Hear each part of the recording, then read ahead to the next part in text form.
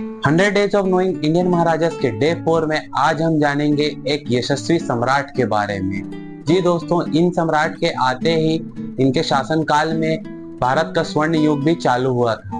इन्हें भारत का नेपोलियन भी कहा जाता था। जी दोस्तों, मैं बात कर रहा हूँ भारत के गुप्त साम्राज्य के दूसरे महाराजा समुद्रगुप्त के बारे में, जो कि चंद्रगुप्त मौर्य के बेटे थे। विजेता के रूप में नेपोलियन से भी महान, समानता में सिकंदर तथा धार्मिक सहिष्णुता में अशोक महान के समकक्ष महान साम्राज्य निर्माता, पराक्रमी, यशस्वी और अप्रतिभाशाली भारतीय सम्राट समुद्रगुप्त को भारतीय इतिहास में देवतुल्य स्थान प्राप्त है।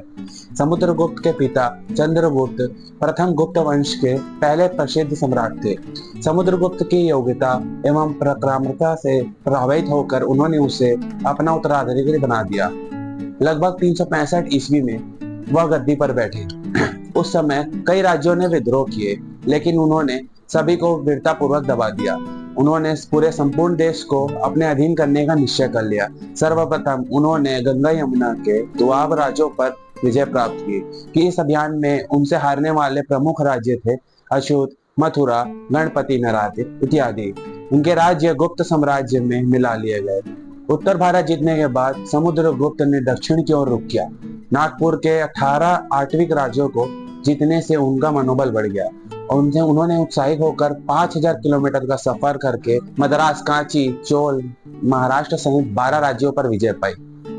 यहाँ समुद्रगुप्त ने कुशल राजनीति, दूरदर्शिता एवं मानवीय व्यवहार का परिचय देते हुए उन सभी पराजित राजाओं को उनके राज्य ससमान वापस कर दिए। इन राज्यों ने समुद्रगुप्त की अधीनता स्वीकार कर ली और उसे वार्षिक कर देने लगे।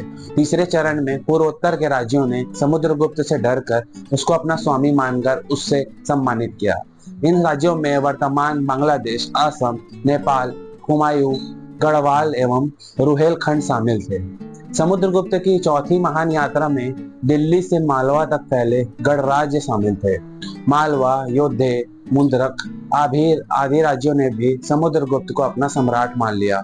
इस तरह समुद्रगुप्त का साम्राज्य उत्तर में हिमालय, पश्चिम में यमुना, पूर्व में हुगली एवं दक्षिण में नर्मदा तक फैल गया। शक, कुषाण एवं सिंहद्वीप के राजा भी समुद्रगुप्त पर आश्रित थे।